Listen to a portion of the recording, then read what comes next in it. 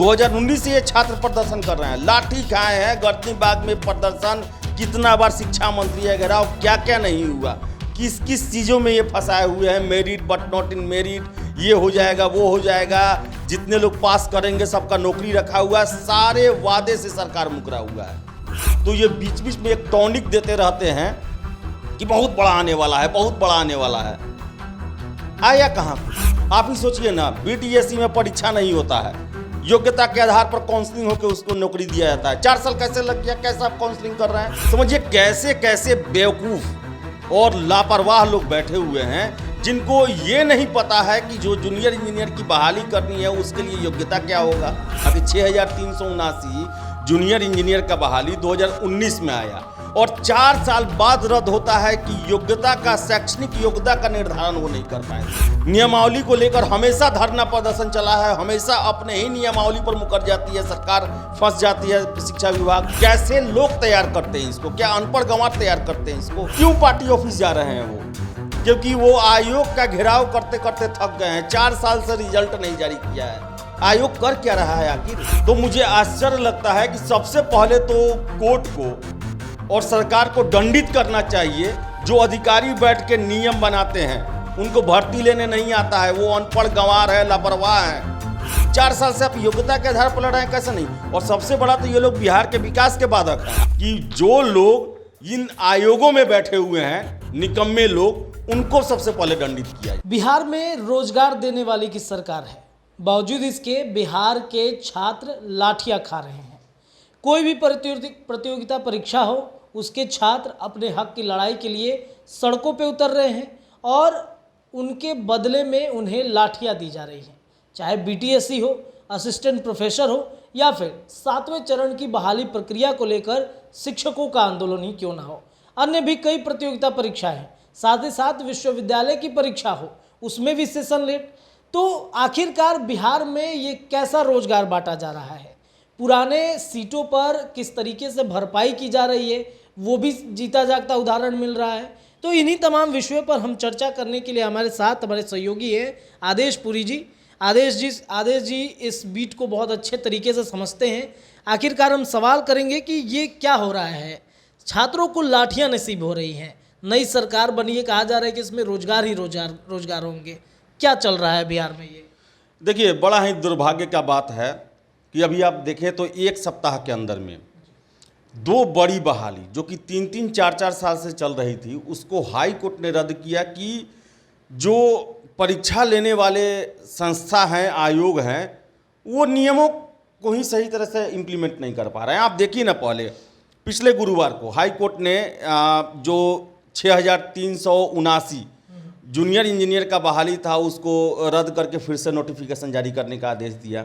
कल 4600 कुछ जो है वो असिस्टेंट प्रोफेसर का बहाली 3-3.5 साल चल रहा था, उसको भी रद्द करके फिर से उसका नोटिफिकेशन और फिर से बहाली करने का आदेश दिया। परसों देख लें आप कि बोले ये बिहार के शिक्षा मंत्री कि मैंने वो नियमावली पर साइन कर दिया है जो कि 7वें चरण के बहाली को लेकर है और इसका कैबिनेट से अप्रूवल मिल जाएगा। कल 3 शिक्षा विभाग का मांगों को जो है स्वीकृति मिला, लेकिन उसमें वो कहीं था ही नहीं। सबसे पहले तो मैं ये जानना चाहता हूँ कि ये कौन लोग हैं जो कि बिहार में जो भर्ती होता है उसका नियम कानून बनाते हैं? कैसे लोग हैं, कैसे अफसर हैं? सरकार को इस पर विचार करना चाहिए। बताइए, बीटीएससी का स्थापना किया गया कि बिना परीक्षा लिए जो टेक्निकल सर्विसेज है उसमें भर्ती की जा सके। जल्दी भर्ती होगा क्योंकि परीक्षा में लेट लतीफ़ी होता है, जल्दी भर्ती होगा तो वो लोग जल्दी आएंगे और बिहार के विकास में उनका जल्दी योगदान होगा। आप देख लेना कि 6379 जूनियर इंजीनियर का बहाली 2019 में आया और 4 साल बाद रद्द होता है कि योग्यता का, शैक्षणिक योग्यता का निर्धारण वो नहीं कर पाए थे। समझिए कैसे कैसे बेवकूफ़ और लापरवाह लोग बैठे हुए हैं, जिनको ये नहीं पता है कि जो जूनियर इंजीनियर की बहाली करनी है उसके लिए योग्यता क्या होगा। विश्वविद्यालय में असिस्टेंट प्रोफेसर का बहाली करना है, उनको विश्वविद्यालय सेवा आयोग को आरक्षण नियम का पता नहीं है, बैकलॉग का नियम का पता नहीं है, जिसके कारण सीटें खाली रह जाती हैं, ये पता नहीं है। सबसे पहले तो ऐसे अफसरों पर कार्रवाई करनी चाहिए। अगर सरकार चाहती है बिहार में रोजगार युवाओं को मिले, समय से मिले, तो उसके लिए जरूरी है जितने भी अफसर हैं उन पर कार्रवाई किया जाए। आप शिक्षक बहाली को ही देख लीजिए ना, नियोजन इकाई बनाया गया, भ्रष्टाचार का अड्डा था। कितने नियोजन इकाई को भंग किया गया जहां भ्रष्टाचार से सूचना मिली। निगरानी विभाग की जांच चल रही है जिसमें पता चल रहा है कितने हजार फर्जी शिक्षक बहाल हो गए। नियमावली को लेकर हमेशा धरना प्रदर्शन चला है, हमेशा अपने ही नियमावली पर मुकर जाती है सरकार, फंस जाती है शिक्षा विभाग। कैसे लोग तैयार करते हैं इसको, क्या अनपढ़ गंवार तैयार करते हैं इसको? आप सोचिए, मुझे तो आश्चर्य लग रहा है कि देखिए आप जो असिस्टेंट प्रोफेसर हैं उनका उम्र कितना बीत रहा होगा। इस तरह भी MA नेट करते हुए, JRF करते हुए उम्र 37-38 साल चला जाता है। 3-3.5 साल से ये प्रोसेस चल रहा था। 4600 जो असिस्टेंट प्रोफेसर का बहाली होना है। विश्वविद्यालय का आप स्थिति जान रहे हैं कि बिहार के विश्वविद्यालयों में पढ़ाई नहीं हो रही है, शिक्षक की नहीं है। कितने, पटना यूनिवर्सिटी में आप चले जाइए, आधा से अधिक सीट खाली हैं, एडहॉक बेसिस पर रखा जा रहा है, लेकिन उससे भी काम नहीं बन रहा है।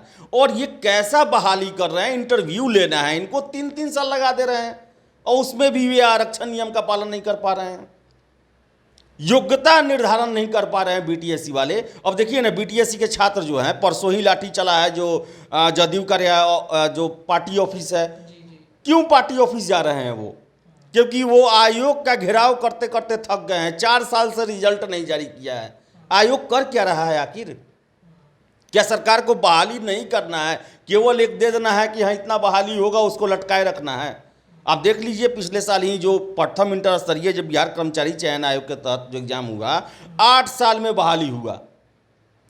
तो मुझे आश्चर्य लगता है कि सबसे पहले तो कोर्ट को और सरकार को दंडित करना चाहिए जो अधिकारी बैठ के नियम बनाते हैं। उनको भर्ती लेने नहीं आता है, वो अनपढ़ गंवार है, लापरवाह है।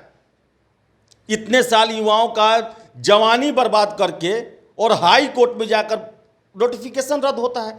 समझिए कितना साधारण बात है कि आप जो हैं बहाली के लिए जो नियम है वो नहीं सही से बना पाते हैं, और उसके लिए केस मुकदमा होता है और आपको हाई कोर्ट से लताड़ लगता है वापस दिया जाए। अब सोचिए ना आप, बिहार में विश्वविद्यालय की क्या स्थिति है। मगध यूनिवर्सिटी का देख लीजिए, हर एक विश्वविद्यालय में बिहार में 1-2 को छोड़ दिया जाए तो 5 से 6 साल में ग्रेजुएशन पूरा हो रहा है।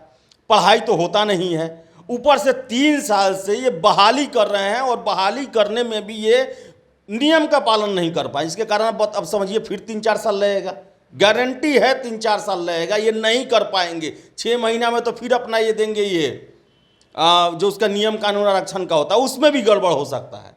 नियत नहीं है, नियत नहीं है। और ये मैं आरोप लगाता हूं सरकार पे। अगर सरकार का नियत रहेगा 1 साल के अंदर में ये भर्ती पूरा हो जाएगा। आप ही सोचिए ना, BTSC में परीक्षा नहीं होता है, योग्यता के आधार पर काउंसलिंग होकर उसको नौकरी दिया जाता है। 4 साल कैसे लग गया? कैसे आप काउंसलिंग कर रहे हैं? उससे तो अच्छा परीक्षा ही था, परीक्षा उससे जल्दी पहले पूरा हो जाता है। BPSC में देख लीजिए, परीक्षाएं जो है वो 1-1.5 साल में पूरा हो जाती है। 4 साल से आप योग्यता के आधार पर लड़ रहे हैं, कैसे नहीं? और सबसे बड़ा तो ये लोग बिहार के विकास के बाधक हैं। आप सोचिए, 6500 जूनियर इंजीनियर का बहाली है, 2019 में आया। इसके लिए विभागों ने भेजा होगा कि हमें इतना ज़रूरत है। कहने का मतलब 2019 से 2-3 साल पहले जो ज़रूरत होगी वो 2019 में आया। 4 साल ये लग गया, उसके बाद कैंसिल हो गया। इसमें फिर पता नहीं कितना समय लगेगा। तो बिहार के विकास को अब अवरुद्ध कर रहे हैं, रोक रहे हैं। अगर ये जूनियर इंजीनियर विभिन्न विभागों में समय से नहीं पहुंचेंगे तो सीधे है कि डेवलपमेंट प्रोग्राम पर रोक लगेगा। विश्वविद्यालय में अगर ज़रूरत है 4500 शिक्षकों की, प्रोफेसरों की, और वो आप 3 साल से लटका कर रखे हुए हैं, वो 3 साल से पहले का बैकलॉग है वो सब, और उससे अब फिर आप कब तक पूरा करेंगे? तो इसका मतलब विश्वविद्यालय में ताला लगेगा, क्योंकि रिटायर करने वाले रिटायर करेंगे।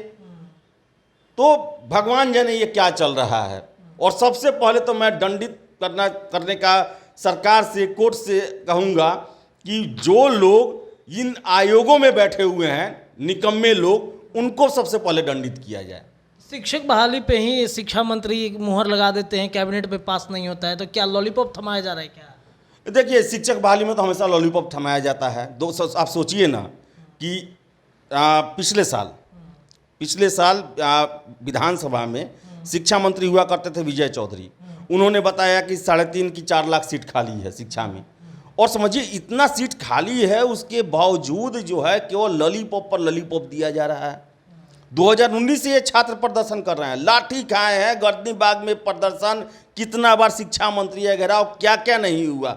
किस किस चीज़ों में ये फंसाए हुए हैं, merit but not in merit, ये हो जाएगा वो हो जाएगा, जितने लोग पास करेंगे सबका नौकरी रखा हुआ है, सारे वादे से सरकार मुकरा हुआ है।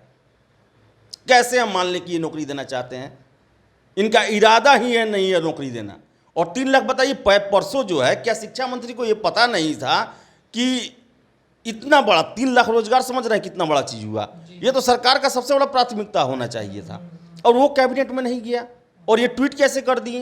देखिए, छात्र तो लगातार लॉलीपॉप मिल रहा है, लेकिन परसों जो ये बोल दिए ना, कल सारा पेपर के हेडलाइंस में था कि कैबिनेट से अप्रूवल मिलेगा, कैबिनेट में कल था ही नहीं।